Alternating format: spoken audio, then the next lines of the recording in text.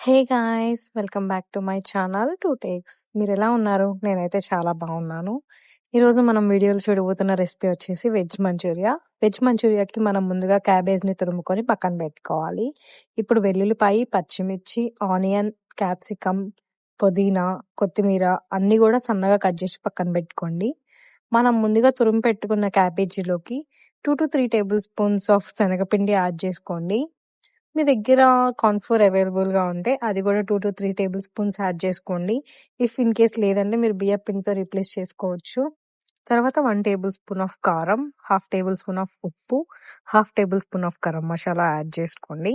ఈ మిశ్రమాన్ని మొత్తం బాగా కలుపుకోండి. నేను ఇక్కడ సెపరేట్‌గా వాటర్ అంటూ ఏం యాడ్ చేయలేదు. ఎందుకంటే క్యాబేజ్‌లో ఉన్న వాటర్ కన్సిస్టెన్సీ సరిపోయింది నాకు. ఒకవేళ మీకు కొంచెం గట్టిగా గాని అనిపిస్తే మీరు కొంచెం లైట్‌గా వాటర్ స్ప్రింకిల్ చేసుకోండి సరిపోతుంది. ఇప్పుడు మంచూరియా బాల్స్ ఫ్రై చేయడానికి ఆయిల్ పాన్‌లో వేసుకొని సిమ్ ఫ్లేమ్‌లో పెట్టుకోండి. హై ఫ్లేమ్‌లో పెట్టుకుంటే మంచూరియా అనేది లోపల ఉడకకుండా పైకి మాడిపోయి బ్లాక్‌గా కనిపించే ఛాన్సెస్ ఎక్కువుంటాయి. సో, సిమ్ ఫ్లేమ్‌లో పెట్టుకోవడం వల్ల లోపల అనేది కూడా బాగా ఉడుకుతుంది. ఇలా మొత్తం మంచూరియా బాల్స్ కూడా ఫ్రై అయినాక ఒక ప్లేట్‌లోకి తీసుకొని పక్కన పెట్టుకోండి.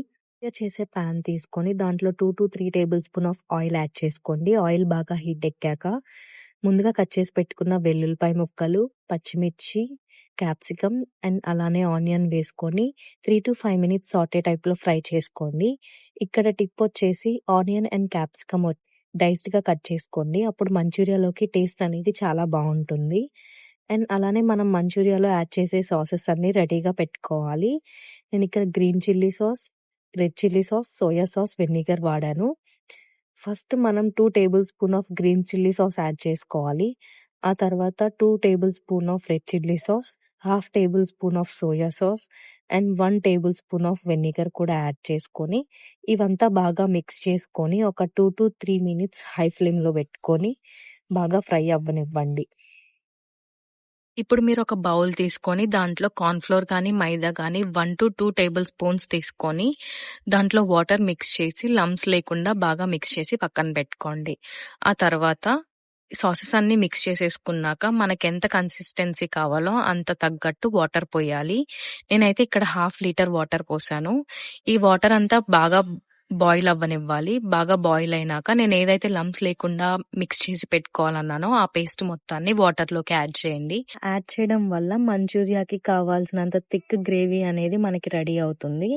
ఈ గ్రేవీలో మనం ఇప్పుడు ముందుగా ఫ్రై చేసి పెట్టుకున్న మంచూరియా బాల్స్‌ని కూడా యాడ్ చేసుకోవాలి. ఇలా యాడ్ చేసుకున్నాక నేను చూపిస్తున్న విధంలో హ్యాండ్ టాస్ చేసుకోండి. అప్పుడు మంచూరియా ఏదైతే ఉందో అది చిదిరిపోకుండా ఉంటుంది.